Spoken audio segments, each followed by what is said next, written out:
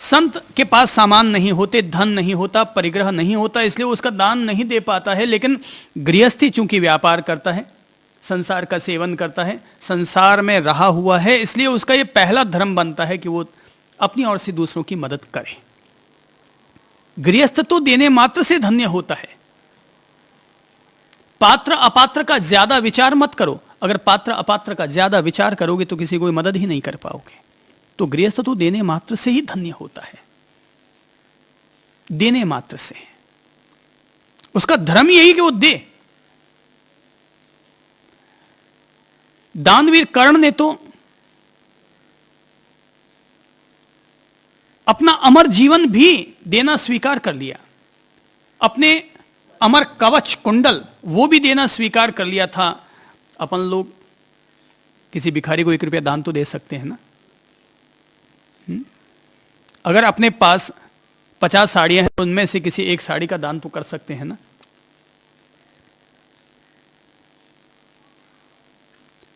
अगर अपने घर में कोई नौकर कर्मचारी काम कर रहा है और उसकी पत्नी की अगर डिलीवरी हो रही है तो उसका खर्चा तो अपन उठा सकते हैं ना, ये तो दान कर सकते हैं ना। गृहस्थ तो देने मात्र से धन्य होता है। और जो भी व्यक्ति लेगा वो व्यक्ति उसके प्रति ऋण भाव रखेगा, आभार भाव रखेगा कि साहब आपकी बदौलत आज मेरा अमुक काम निकल गया। देने वाला हमेशा ऊपर ही होता है और लेने वाला हमेशा नीचे ही होता है। ईश्वर अपन लोगों को देता है इसलिए अपन उसके सामने नीचे हैं, और अगर वो देना बंद कर दे तो वो भी अपने बराबर हो जाएगा। उसको सेठ फिर कौन कहेगा? उसको सांवरिया सेठ कौन कहेगा? उसको जगन्नाथ कौन कहेगा? वो जगन्नाथ इसीलिए कहलाता है क्योंकि वो जगत का नाथ है। नाथ इसलिए क्योंकि वो देता है। घर में अगर कोई कहता है मैं गार्जियन हूं, दादा हूं, दादी हूं, पर देते लेते कुछ नहीं, तो देते लेते कुछ नहीं तो फिर किस बात के दादा दादी? न प्यार देते हो, न पालन पोषण करते हो, न किसी तरह की मदद करते हो, फिर दादा दादी किस बात के हुए? दादा का पहला शब्द अक्षर क्या है? द। द यानी दो। तो जो अपनी ओर से देता है, इसीलिए अपन लोग ऊपर में जो स्वर्ग लोक में लोग रहते हैं ना, उनको अपन देवता कहते हैं। देवता क्यों कहते हैं? वो देते हैं, वो देते हैं इसलिए वो देवता है। दुनिया में मेरी समझ से 2 ही लोग होते हैं, एक गरीब और एक गरीब नवाज। तो या तो अपन है या एक वो ऊपर वाला है। वो ऊपर वाला देता है इसलिए अपन सब लोगों का भरण पोषण हो रहा है। अपन लोगों को लगता है मैंने दिया, वो कहता है मैंने दिया। कोई किसी को कुछ नहीं देने वाला है, सब देने वाला वो है। वो देता है तो अपन सब लोगों के घरों में चूल्हे जल रहे हैं। वो देता है तो भरण पोषण होता है।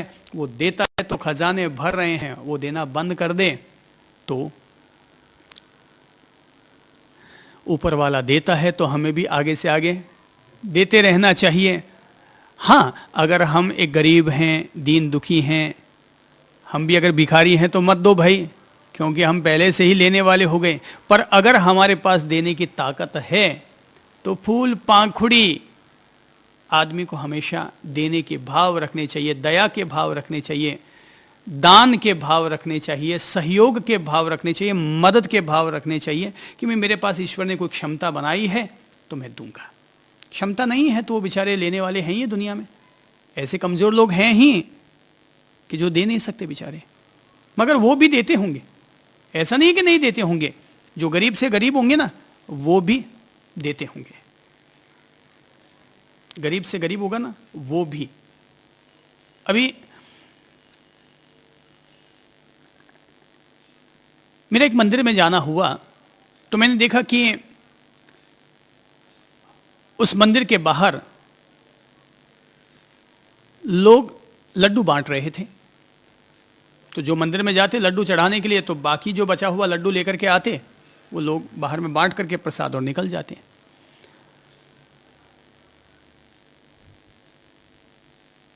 तो मैंने देखा कि एक महिला आई, उसने और तो सारे लड्डू बांट दिए थे, लेकिन उसके पास 2 लड्डू बच गए।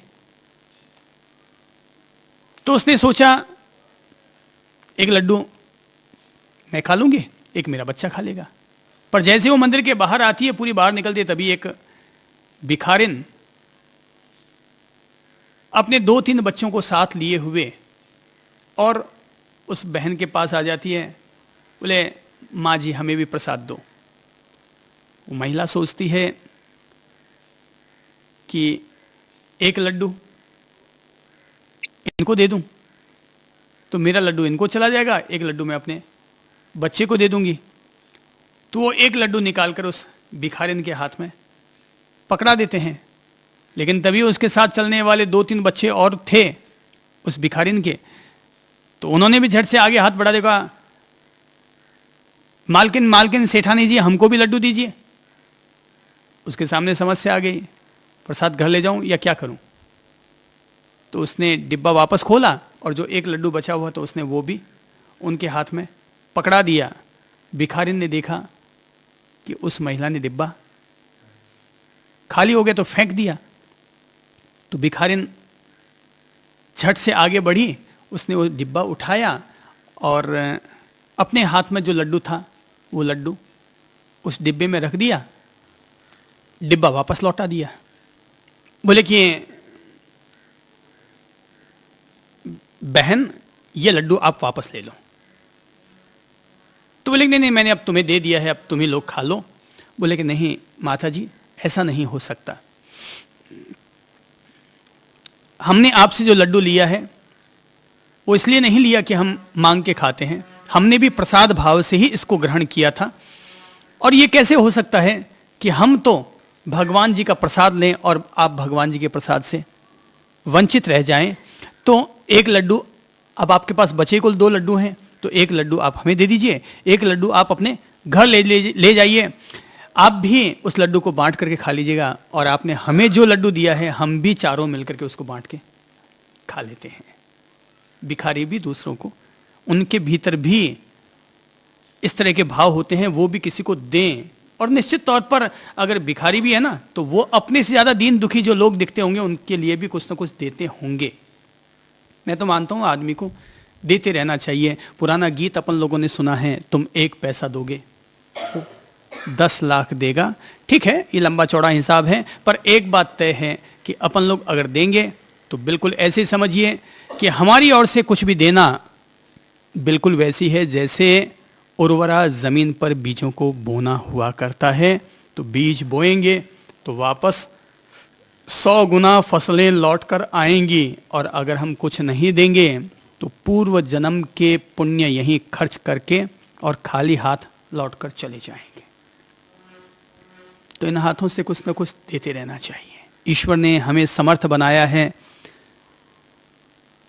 तो समर्थ आदमी को हमेशा असमर्थ को मदद जरूर देनी चाहिए। समर्थ आदमी को हमेशा असमर्थ व्यक्ति की मदद जरूर करनी चाहिए। तो देने के नाम पर हम दूसरों को आहार दे सकते हैं, भूखों को भोजन दे सकते हैं। कोई अगर बीमार है तो हम उसको दवा दे सकते हैं। अगर हमें कोई हुनर आता है, हमें अगर किसी भी तरह की शिक्षा अर्जित है, ज्ञान अर्जित है, तो हम अपना ज्ञान दूसरों को दे सकते हैं, अपनी शिक्षा अपना हुनर दूसरों को सिखा सकते हैं। और अगर कभी अगर हमारे द्वारा ऐसा संभव हो कि कोई मरने मारने के लिए जीव ले जाया जा रहा है, कोई बकरा है, कोई गाय है, कोई जीव जंतु है, कोई मुर्गा है, कोई तोता है, कोई मछली है, अगर हमें लगता है कि हमारे द्वारा पैरवी करने पर, हमारे द्वारा 2 पैसा खर्च करने पर भी अगर उसको जीवन दान दिया जा सकता है, तो हमें वो भी जीवन दान देने की पुण्य भावना अपने हृदय में ज़रूर रखनी चाहिए कि मुझे कभी ऐसा भी मौका मिले। तो पहले ज़माने में मैंने सुना है कि जब लोग खाना खाते थे ना, तो ये भावना भाती थी, भाई हमारे घर में कोई 2 अतिथि आएँ, उनको हम खाना खिलाएं और फिर हम खाना खाएं। तो एक गृहस्थी को भोजन करने का अधिकार है, पर उसे भोजन करने का अधिकार तभी है जब वह पहले अपनी ओर से 2 अतिथि जनों को या 2 भूखे जनों को या 2 संत जनों को अपनी ओर से 2 रोटी खिला दे और फिर खाना खाए। तो मेरी समझ से वो खाना खाना नहीं होता, वो खाना भी प्रभु का प्रसाद बन जाया करता है। दूसरों को खिला के खाओ तो प्रसाद है, केवल खुद ही खाते रहो, खुद ही खाते रहो तो सुबह तो सबका एक ही परिणाम है। तो खिला के खाने के भाव हमें हमेशा अपने भीतर रखना चाहिए।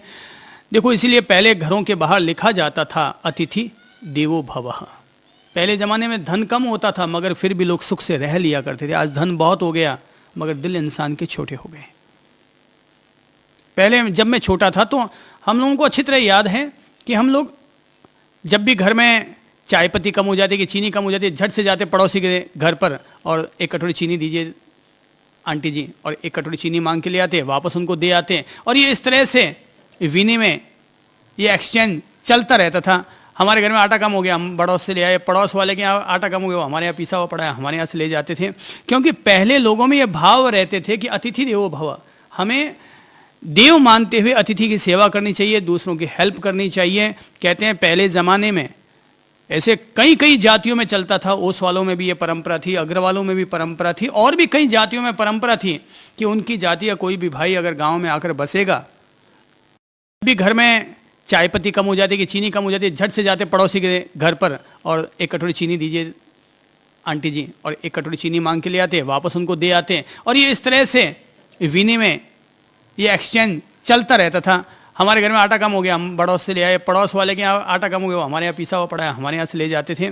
क्योंकि पहले लोगों में ये भाव रहते थे कि अतिथि देवो भव, हमें देव मानते हुए अतिथि की सेवा करनी चाहिए, दूसरों की हेल्प करनी चाहिए।